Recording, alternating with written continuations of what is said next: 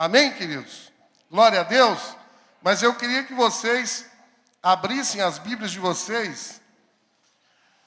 Aleluia. Mas hoje nós estaremos pregando, irmãos, e o tema da mensagem é uma atitude de fé diante dos desafios. Aleluia. O ano está acabando e hoje eu quero que vocês saiam daqui cheios de fé. Em Números 13, de 1 a 3 e 17, 1, diz assim: Então disse o Senhor a Moisés: envia homens que espiem a terra de Canaã, que eu hei de dar aos filhos de Israel. De cada tribo de seus pais enviarás um homem, sendo cada qual príncipe entre eles. Moisés, pois, enviou-os do deserto de Parã. Segundo a ordem do Senhor, eram todos eles homens principais dentre os filhos de Israel.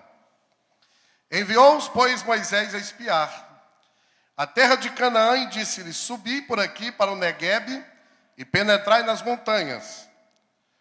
Números 13, 18 a 21 e 25, 18. E vede a terra, que tal é, e o povo que nela habita, se é forte ou fraco, se pouco ou muito. Que tal é a terra em que habita, se boa ou má? Que tais são as cidades em que habita, se arraiais ou fortalezas? E que tal é a terra, se gorda ou magra, se nela há árvores ou não? Esforçai-vos e tomai do fruto da terra. Ora, a estação era das uvas temporãs. Assim subiram e espiaram a terra, desde o deserto de Zim até Reobe, a entrada de Amate. Ao fim de 40 dias voltaram de espiar a terra. Números 13 ainda, 26 a 28. E chegando apresentaram-se a Moisés e Arão, e a toda a congregação dos filhos de Israel, no deserto de Parã, em Cádiz, e deram-lhe notícias, e eles e a toda a congregação mostraram-lhes o fruto da terra. E dando conta a Moisés, disseram: fomos à terra a que nos enviaste. Ela em verdade mana leite e mel, e este é o seu fruto. Contudo, o povo que habita nessa terra é poderoso, e as cidades são fortificadas e muito grandes. Vimos também ali os filhos de Anak. Números 13, 29 a 31. Os amalequitas habitam na terra do Neguebe, os heteus, os jebuseus e os amorreus habitam nas montanhas, e os cananeus habitam junto do mar e ao longo do rio Jordão. Então Calebe, fazendo calar o povo perante Moisés, disse: subamos ansiosamente, animosamente, e apoderemo-nos dela, porque bem poderemos prevalecer contra ela. Disseram, porém, os homens que subiram com ele: não poderemos subir contra aquele povo, porque é mais forte do que nós. 13, 32 e 33 diz assim: assim perante os filhos de Israel, infamaram a terra que haviam espiado, dizendo: a terra pela qual passamos para espiá-la é terra que devora os seus habitantes, e todo o povo que vimos nela são homens de grande estatura. Também vimos ali os nefilins, isto é, os filhos de Anak, que são descendentes dos nefilins. Éramos aos nossos olhos como gafanhotos, e assim também éramos aos seus olhos. Pai bendito, eu quero te louvar pela tua palavra. E nessa noite, Senhor, o Senhor possa falar as nossas vidas com autoridade, com graça. A começar pela minha, Pai. Eu te oro em nome de Jesus. Amém, irmãos? Glória a Deus. Queridos, o povo de Israel saiu do cativeiro egípcio em direção à terra prometida. Entre o cativeiro e a terra prometida havia o deserto.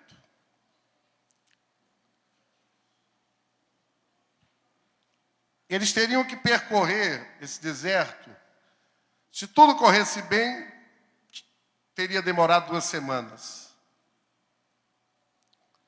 Mas eles tiveram que passar 40 anos.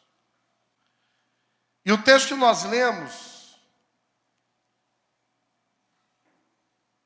ele explica a razão pela qual uma caminhada de 2 semanas pode durar 40 anos. E no final desses 40 anos, só 2 homens entraram na terra prometida.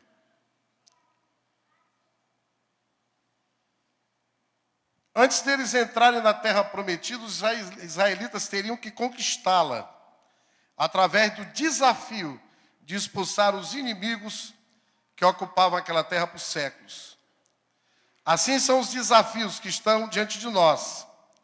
Eles entenderam que nasceram para ser um povo dominante, mas a sua mentalidade e a sua atitude conseguiram destruir as suas conquistas.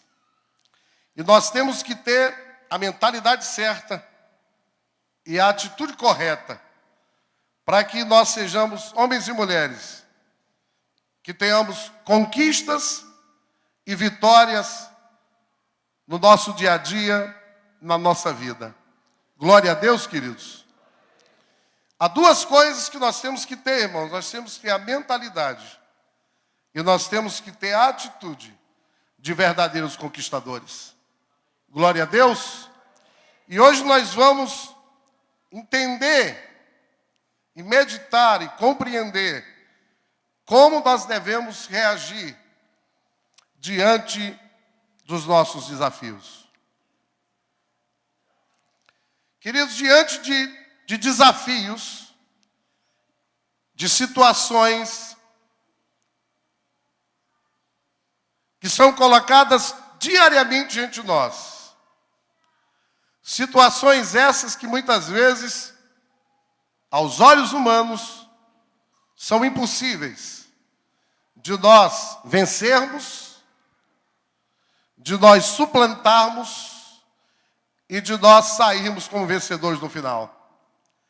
Tem 2 atitudes que nós podemos ter diante dos desafios.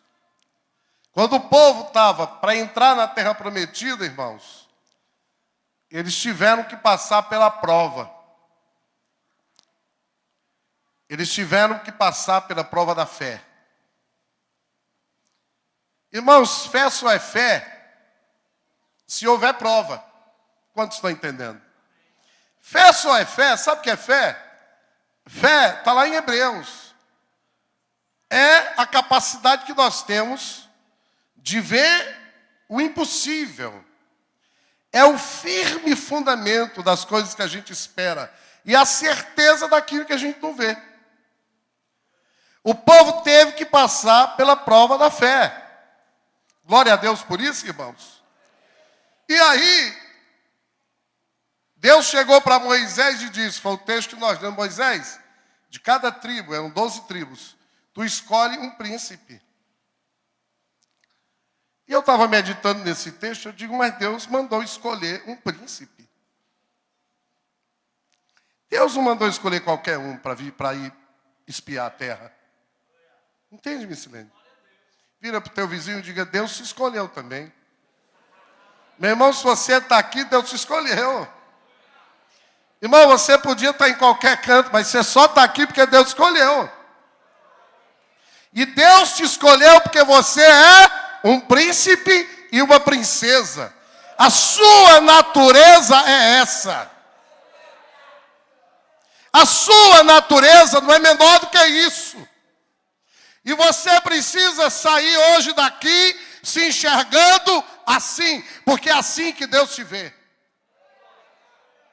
Porque o problema meu não é como Deus me vê, mas como é que eu me vejo.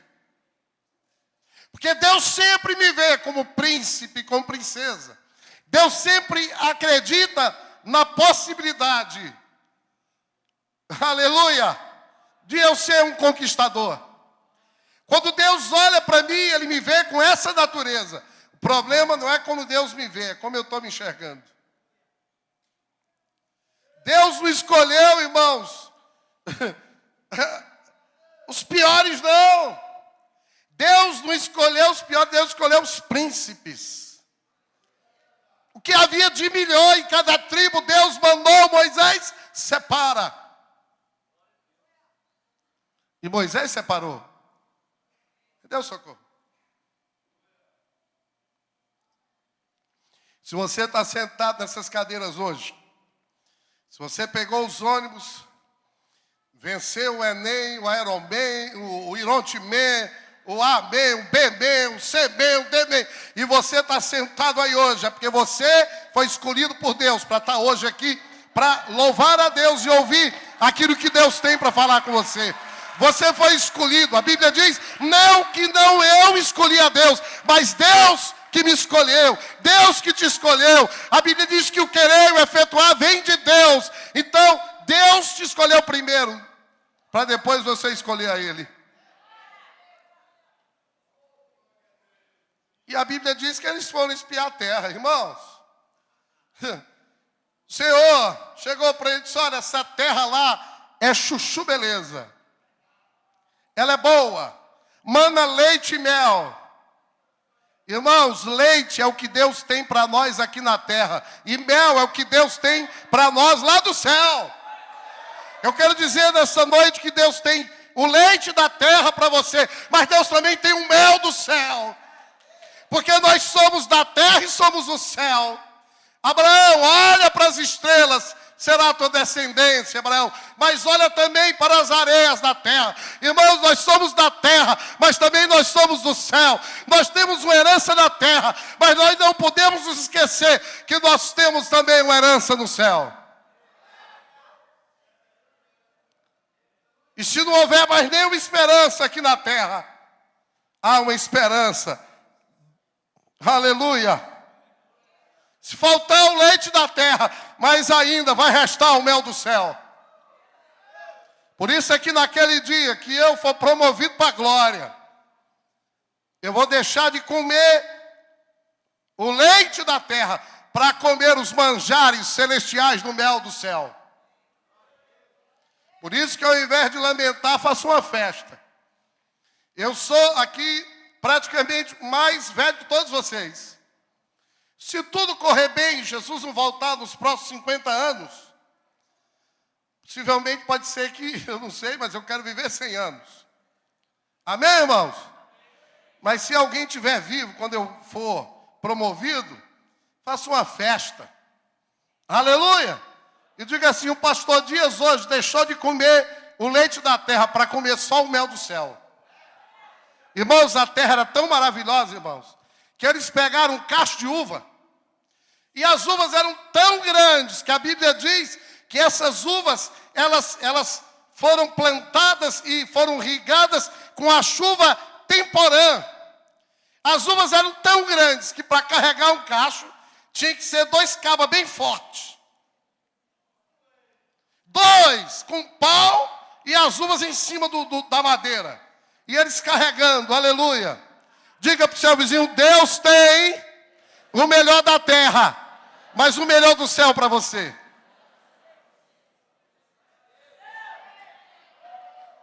Queridos, nós podemos ver os desafios da vida como uma carga, como um peso, como um fardo pesado. Porque, como eu falei, aqueles espias, eles tinham que mudar de mentalidade e de atitude. Diante da dificuldade do desafio, meu irmão, você pode enxergar o desafio como um peso, como uma carga, como um fardo. Ou então você pode ver os desafios como uma oportunidade para você conquistar algo de Deus para a sua vida. Aleluia, querido. Queridos, a diferença está na mentalidade que nós carregamos e nas atitudes que nós manifestamos diante desses desafios. Por isso é que Paulo diz que nós temos que renovar a mente, para que a gente possa experimentar a vontade boa, perfeita e agradável. Boa, agradável e perfeita a vontade de Deus para as nossas vidas. 2 atitudes foram opostas aqui. 10 desses espias viram que a terra era boa. Todos viram, os 12 viram. 10 espias disseram, olha, nós nunca vamos conquistar isso aí. Nós somos gafanhotos, os caras são grandes demais. São gigantes, descendentes dos Nefilim, são enormes. Os Jebuseus, os Eteus, os Zeus da vida, são grandes demais. E a Bíblia diz que aqueles homens, eles conseguiram influenciar o coração de toda uma nação. Irmãos, como as nossas palavras têm poder. Como com as nossas palavras nós podemos influenciar vidas. Nós podemos matar, mas nós podemos também dar vida. Então, diante da dificuldade, nós podemos ter uma atitude do crente mendigo. Ele pode ter um pequeno desafio, mas ele vê aquilo como um grande problema. E isso acaba roubando de nós a alegria e fazendo a gente se sentir miserável e derrotado. Ou diante da adversidade, nós podemos ter uma atitude de um homem e de uma mulher de fé, que pode ter um grande desafio, mas sabe que Deus está no controle, e Deus está trabalhando de trás das cortinas, e sabe que pode esperar em Deus, e sabe que mesmo diante da dificuldade, ele pode ter uma atitude, uma expectativa, não de um derrotado, mas de um mais que vencedor. Irmãos, eu nunca vi ninguém perder de véspera. Eu nunca vi ninguém perder uma partida de futebol no dia anterior. Eu nunca vi ninguém perder um jogo antes que o juiz apite o final da partida.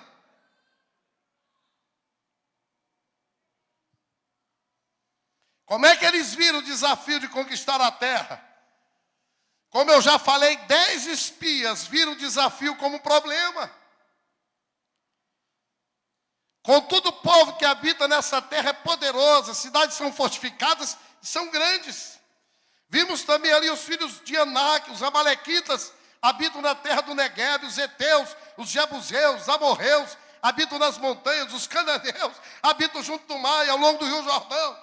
Então, aleluia, Caleb fazendo o povo calar perante Moisés, diz: subamos animosamente e apoderemos-nos dela, porque bem poderemos prevalecer contra elas.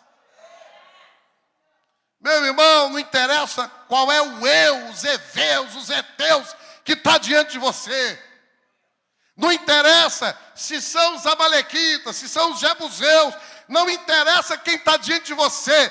O que interessa é quem está em você. E Caleb sabia disso. Números 13, 31 diz assim: disseram, pois, os homens que subiram com ele: não poderemos subir contra aquele povo, que é mais forte que nós. Assim, perante os filhos de Israel, infamaram a terra que haviam espiado, dizendo: a terra pela qual passamos para espiá-la é terra que devora os seus habitantes, e todo o povo que vimos dela são homens de grande estatura.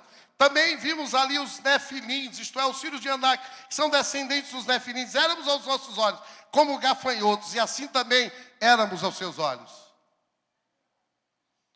10 desses homens proclamaram a derrota. O povo é muito poderoso. Cidades são fortificadas e grandes. A terra é cheia de gigantes. A terra está cercada de inimigos. O povo é mais forte que nós. A terra devora os seus habitantes. Nós vimos diante dele como gafanhotos. Eles também nos viam como gafanhotos. Meu irmão, qual tem sido a tua desculpa diante dos desafios que a vida tem te imposto? O que é que você tem dito para você mesmo? Você tem dito assim: pastor, mas eu sou tão pequenininho. Ah, pastor, mas eu sou tão pecador, eu sou tão falho. Ah, pastor, eu não vou dar conta disso. Ah, pastor, o senhor não conhece a minha casa. Você não conhece o meu pai, que bebe todo dia. Você não conhece minha mãe, que nunca disse que me ama. O senhor não conhece o meu marido, que de vez em quando me dá uma sola lá em casa. Meu irmão, eu não conheço, mas eu conheço o Deus que você diz servir. Ele é bom, Ele é poderoso, Ele é maravilhoso, Ele nunca mudou. Não há mudança no Senhor. Ele é o mesmo, irmãos. Deus não acorda de manhã de lundum. Deus não tem variação. Deus te ama, simplesmente Ele te ama. Fazer o quê se Ele te ama? Josué e Caleb viram o desafio como uma oportunidade.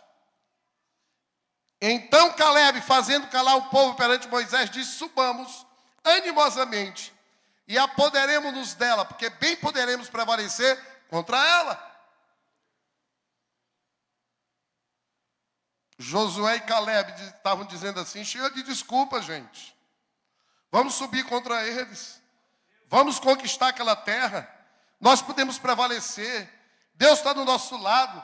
Essa é a promessa de Deus. Meu irmão, será que você não pode dizer a mesma coisa hoje? Será que você não pode dizer, olha, cheia de desculpas? Será que você não pode dizer, vamos subir contra eles? Vamos conquistar. Nós podemos prevalecer. Deus está do nosso lado. Essa é a promessa de Deus. Será que você não pode dizer isso? Será que você não pode dizer isso? Será que você não pode sair daqui hoje com essa convicção, querido?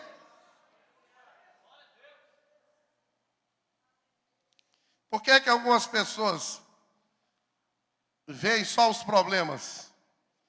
E ao invés de ver os problemas, por que é que não vê oportunidades?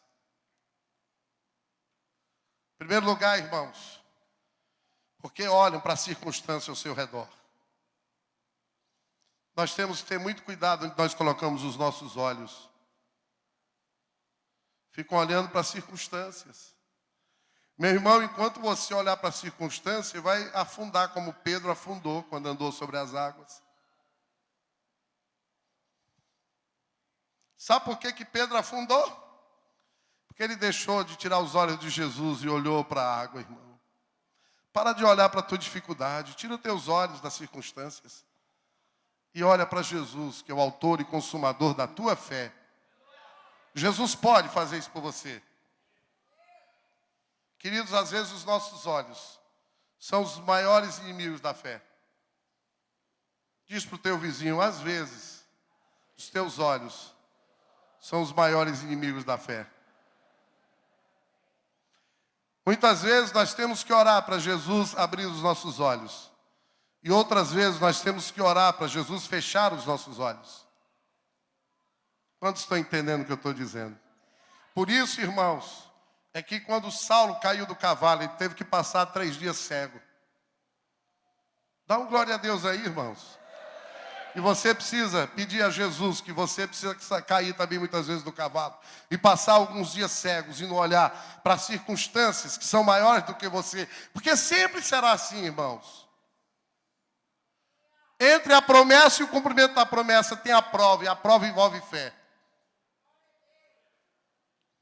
Números 13, 32, vejam o que diz aqui. Assim perante os filhos de Israel inflamaram a terra, que haviam espiado, dizendo, a terra pela qual passamos para espiá-la é terra que devora os seus habitantes, e todo o povo que vimos dela são homens de grande estatura. Também vimos ali os Nefilins, isto é, os filhos de Aná, que são descendentes dos Nefilins. Vejam, irmãos, eu quero que vocês vejam, porque eu grifei isso. Prestem atenção nesse princípio. Da forma como eu me vejo, é a forma que os meus inimigos me veem. Veja bem, eles disseram assim, éramos aos nossos olhos como gafanhotos. E assim também éramos aos seus olhos. Eles se viam como gafanhotos, os inimigos olhavam eles como gafanhotos. Como é que você está se enxergando quando você acorda de manhã? Qual é a sua identidade? Meu irmão, enquanto você se olhar como gafanhoto, as circunstâncias vão ver você como gafanhoto. Mas quando você começar a se olhar como Deus te olha, como santo, bom, puro, maravilhoso, cheio de unção, cheio de graça, cheio de autoridade, cheio de poder de Deus, cheio da graça do Senhor, cheio da unção e da glória de Deus, o diabo vai ter que me enxergar assim também, querido, em nome de Jesus. Quem entendeu, dá um glória a Deus. O povo se achava e se olhava como gafanhoto. E da forma como o povo se via, os inimigos também viam o povo assim. Em segundo lugar, por que algumas pessoas veem problemas e não oportunidades? Por causa da lembrança de experiências fracassadas passadas. Quantos estão entendendo? Em primeiro lugar, eu estou pedindo a vocês que vocês fechem os olhos para as circunstâncias. Quantos entenderam esse primeiro ponto? Segunda coisa que eu estou pedindo a vocês hoje. Esqueçam as derrotas do passado. Não é porque você teve uma derrota no passado que você vai ser um eterno derrotado, não. Muitas vezes nós temos que apagar da nossa mente as derrotas que nós tivemos no passado. Muita coisa mudaria, irmãos, em nossas vidas, se nós apagássemos as lembranças negativas. O povo de Israel tinha um problema muito grave, esse povo aqui. Eles passaram 430 anos sendo escravos. E nem 40 anos no deserto foi capaz de tirar a mentalidade de escravo da vida deles. Meu irmão, um dia é verdade que você foi escravo do diabo. É verdade que um dia você foi o pior marido do mundo. É verdade que um dia você foi um adúltero. É verdade que um dia você foi uma pessoa sem sabedoria e entendimento. Mas agora você não é mais. Deus te chama de mais que vencedor. A sua natureza já foi mudada pelo poder do Evangelho de Jesus.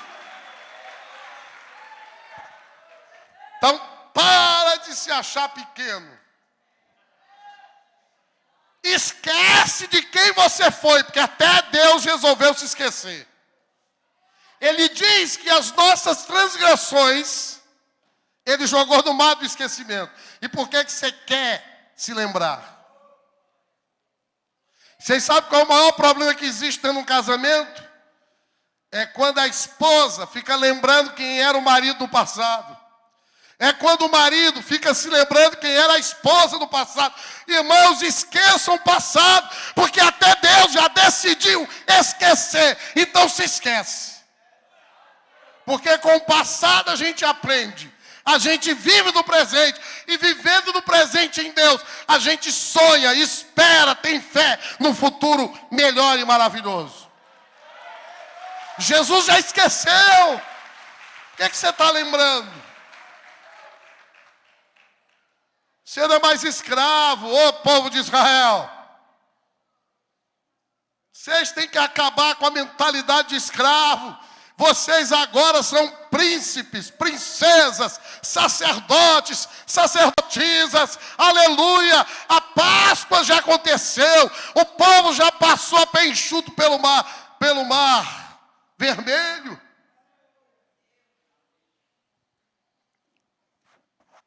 E não é por nada que aquele mar é chamado mar vermelho. Um dia, cada homem e mulher que está aqui já passou pelo mar vermelho do sangue de Jesus. Por que é que muita gente não vê, só vê os problemas e não vê oportunidades? Porque pensam e sentem que o pior pode acontecer. Irmãos, sabe qual é uma das piores coisas da vida? É o medo. Sabe qual é uma astutação do inimigo? É quando ele põe medo no coração da gente. O medo paralisa a gente. E eu digo mais, as coisas que a gente tem medo, a gente atrai para a gente. Tudo que a gente tem medo, a gente acaba atraindo para a vida da gente. Por isso que a Bíblia diz que o amor lança fora todo medo. Jesus já te amou e não precisa ter medo. Você não precisa temer, querido. Quantos estão entendendo? Porque o temor, o medo, trabalha contra a fé.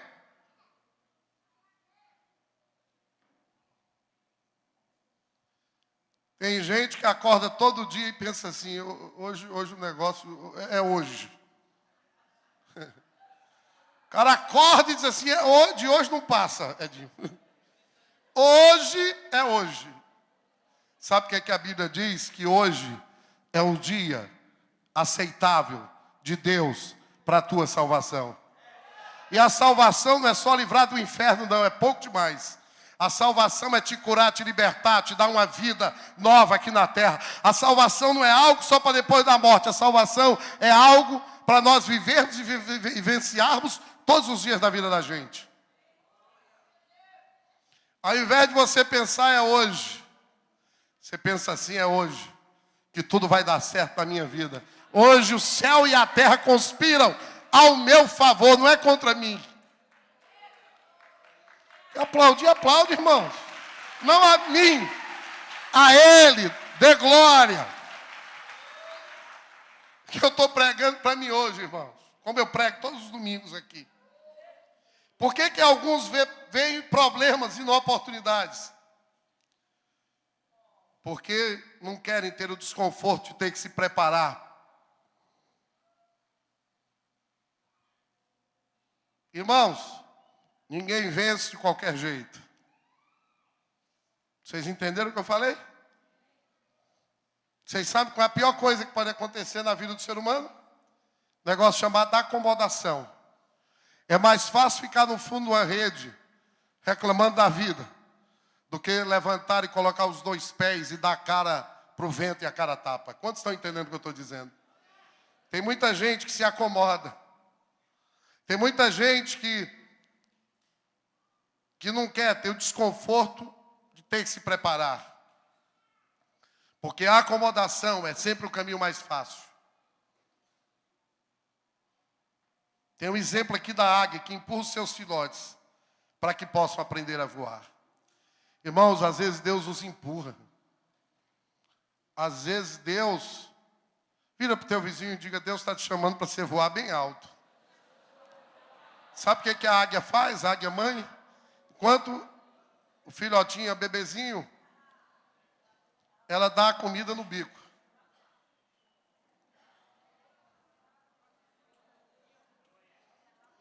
Queria água.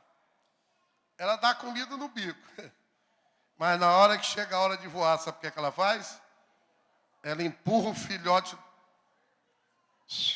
ladeira abaixo. E aí o pobre do filhote sai todo desengonçado, né, irmãos? Nunca bateu as asas? Irmãos, muitas vezes eu me encontro assim. Eu não sei se isso acontece com vocês. Muitas vezes Deus tem feito isso comigo. Ele me tira do ninho, porque Ele quer que eu aprenda a voar. E aí eu saio todo torso, todo troncho, batendo as asas, todo desengonçado, irmãos.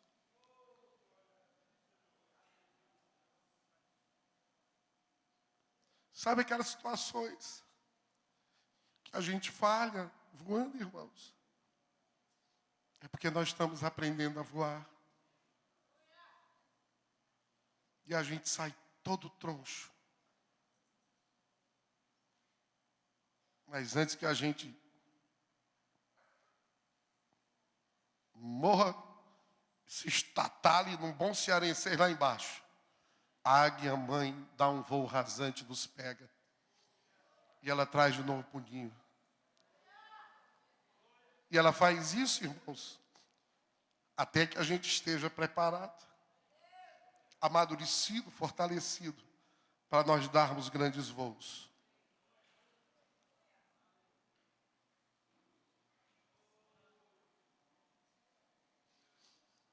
Irmãos, Deus aproveita tudo. Deus, Ele nos leva ao crescimento através dos desafios que Ele põe diante de nós. E eu quero dizer que o maior desafio que eu tenho, vocês estão olhando para Ele, sou eu mesmo. E o maior desafio que vocês têm são vocês mesmos. Por que alguns veem problemas e não oportunidades? Em quinto lugar, porque isso mexe com o sistema de crenças que está dentro de nós. Queridos, Deus quer mudar. E Deus quer mudar a nossa natureza. Porque enquanto Ele não mudar a nossa natureza, enquanto Ele não mudar a gente dentro, Ele nunca vai poder mudar as circunstâncias do lado de fora.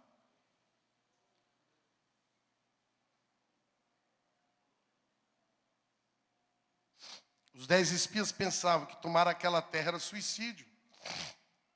E eles estavam pedindo para morrer.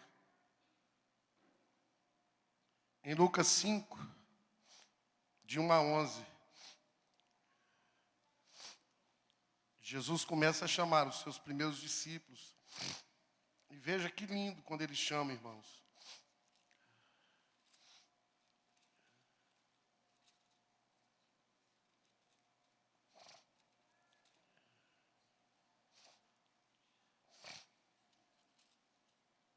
Diga para o seu vizinho, Jesus te chama para mudar você. Esse texto fala, irmãos, a respeito da pesca. Os primeiros discípulos de Jesus eram pescadores. Pedro era pescador. Pedro tinha passado a noite inteira pescando, não tinha pescado nada.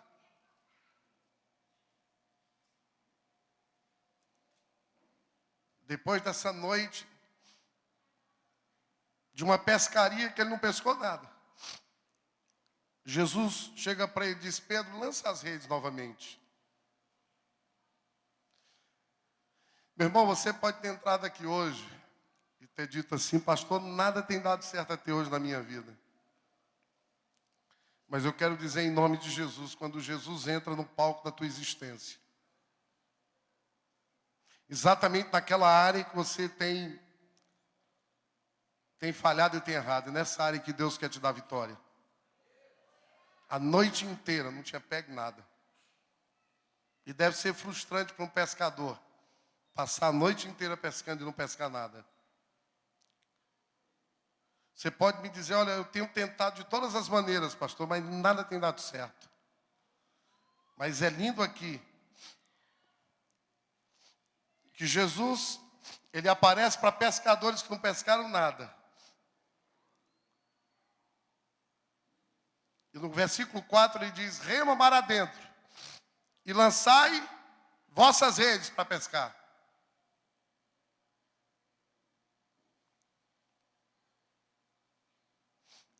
E Pedro disse, mestre, depois de trabalhar muito durante toda a noite, não pescamos nada.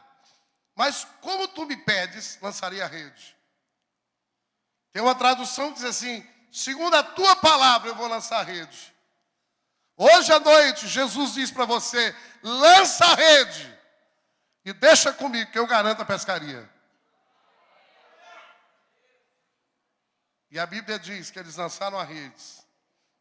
E não foi na beira da praia, não. Jesus está te chamando, não é ser pescador que pesca na beira da praia. Você já viu aquele pescador que pesca na beira da praia? Ele chega de manhã, joga um anzol, enfia lá a vara, senta e espera o peixe. Deus está te chamando, não é para ser pescador que foi sentar na beira da praia. Deus está te chamando para você pescar em águas profundas, aonde é arriscado pescar. Deus está te chamando para viver uma vida arriscada. Aleluia! Ele disse que o caminho que leva à perdição é largo, mas o que leva à salvação é estreito. Deus está te levando, quer te levar a te dar vitória na adversidade. É onde é difícil, é onde é complicado, é onde é arriscado, é lá onde Deus quer te levar. Irmãos, pegaram tanto peixe que as redes começaram a se rasgar, eles tiveram que chamar os outros pescadores amigos para trazer o barco. Dá um glória a Deus, queridos. Mas o que eu acho mais lindo é que no versículo 10 ele diz assim, e o mesmo aconteceu com Tiago e João, filhos de Zebedeu, que eram sócios de Simão, 3 pescadores. E Jesus disse a Simão, deixa de temer, a partir de agora serás pescador de homens. Jesus disse para eles, a partir de hoje, vocês vão mudar de natureza. A partir de hoje, vocês vão ter a mente e a natureza transformada. Glória a Jesus. As crenças, as atitudes, a maneira de encarar a vida, a maneira de pensar. Jesus quer mudar a tua mente, as tuas crenças, os teus achismos. Pedro podia ter dito assim, não, Senhor, não vou não, já pesquei, não deu nada. Mas Jesus quer mudar a maneira que você enxerga o mundo, a maneira como você enxerga você mesmo e a maneira como você enxerga o próprio Jesus. Porque nós só conseguimos mudar o que está do lado de fora se primeiro nós permitirmos que Deus mude o que está dentro de nós. Qual é a sua natureza? Jesus quer transformar de pescadores de homens, de peixes, para pescadores de homens. Dá um glória a Deus aí, irmãos. Jesus quer mudar você de fora para de dentro para fora. Ele vai mudar você para que, através dessa mudança, as circunstâncias que estão ao seu redor também possam mudar. Sabe quando é que a tua casa vai mudar? Quando você mudar. A gente está sempre esperando que o outro mude.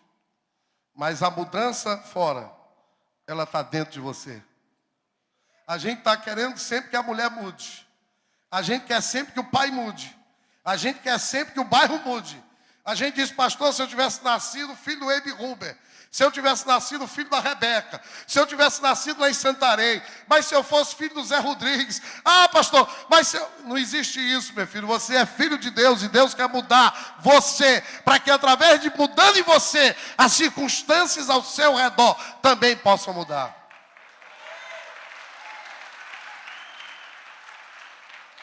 Em sexto lugar, por que alguns veem problemas e não oportunidades? Porque a boca fala do que o coração está cheio. E o que falamos determina o que nós seremos. Diga para o seu vizinho o que você fala. Determina o que você é. Irmãos, os 10 espias falaram que não teriam condições de tomar a terra por conta de todas as dificuldades que viram. E não só os 10. Uma nação inteira disse, nós não podemos. Vestibular da Universidade Pontifícia do Piauí. Quem foi que disse que pôde? Que podia? Quem pode me responder? Quem disse que eles podiam tomar a terra? Vamos lá, irmãos, vocês estão acordados? Quem disse que eles podiam tomar a terra? Josué e Caleb. Quem foi que entrou na terra?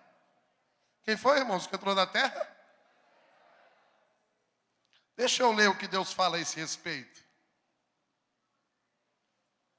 Veja o que Deus falou para ele em Números 14.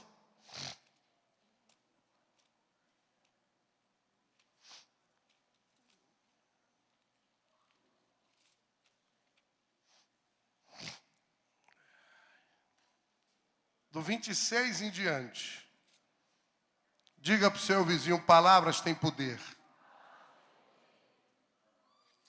Irmãos, às vezes eu tenho que vigiar o que eu digo. Mas a Bíblia diz que a boca fala o que o coração está cheio. Sabe qual é o nosso problema? Primeiro, Jesus tem que mudar a sua mente. Depois tem que descer 30 centímetros e encher o coração.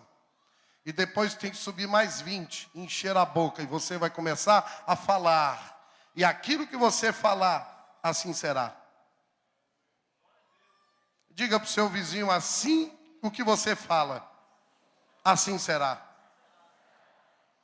O que é que você tem falado para a circunstância? O que é que você tem dito a respeito do seu pai?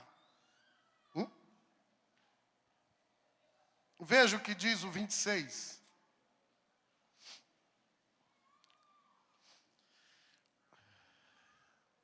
E o Senhor falou a Moisés e Arão, até quando sofrerei essa má congregação que murmura contra mim? Tenho ouvido as murmurações que os filhos de Israel proferem contra mim. Disse-lhes, assim como eu vivo, diz o Senhor, que como falastes a meus ouvidos, assim eu farei a vós outros. Quem disse que não ia entrar, Deus disse que não vai entrar. Quem disse que ia entrar, Deus falou, vai entrar. Você tem dito o que, meu irmão? O que tem saído da sua boca? O que sair da sua boca, assim será. Dá um glória a Deus quem entendeu. Vou ler de novo. Não tem como entender isso aqui. Disse-lhes, assim como eu vivo, diz o Senhor, que como falaste a meus ouvidos, assim eu farei a vós outros.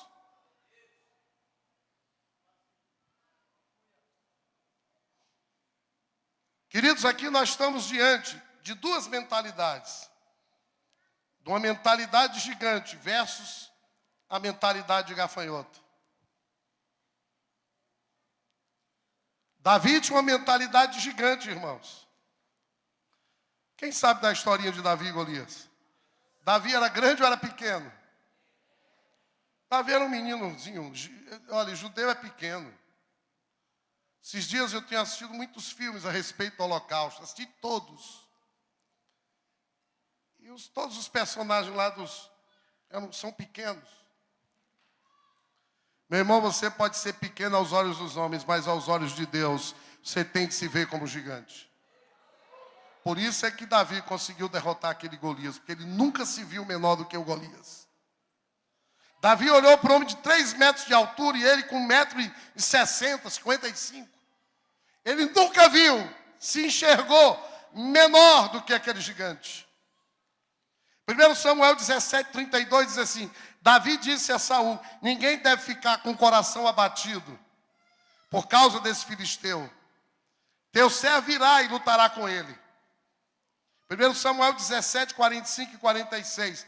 Davi, porém, disse ao filisteu: você vem contra mim com espada, com lance e com dardos, mas eu vou contra você em nome do Senhor dos exércitos, o Deus de Israel, a quem você desafiou. Hoje mesmo o Senhor o entregará nas minhas mãos. Um menino pequeno, um menino que não sabia guerrear, nunca tinha usado uma espada, mas ele sabia o Deus que ele servia.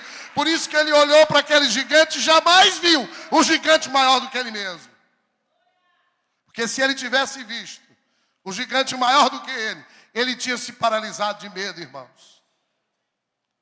Como é que você encara os desafios que estão diante de você? Irmãos, todo mundo é bom e bonito na festa. Todo mundo é bom e bonito na vitória. Todo mundo é maravilhoso no momento de alegria. Quando tudo vai bem, todo mundo é bom demais. Queridos, esse ano de 2015 nós temos grandes desafios diante de nós. Nós temos durante o ano de 2015 uma multiplicação de 100% das nossas células. No dia 31 de dezembro de 2015 nós vamos estar aqui com pelo menos 240 células. Pelo menos ou 2 cultos aqui, ou já um outro núcleo, fora esses. Nós temos pelo menos um alvo de oferta de R$30 por célula, de adultos semanais, para nós pagarmos os ônibus. Irmãos, nós estamos diante da terra prometida. Ou nós teremos a atitude dos 10 espias, ou nós teremos a atitude de Josué e Caleb. Só depende de mim e de vocês. Vamos ficar de pé na presença do Senhor.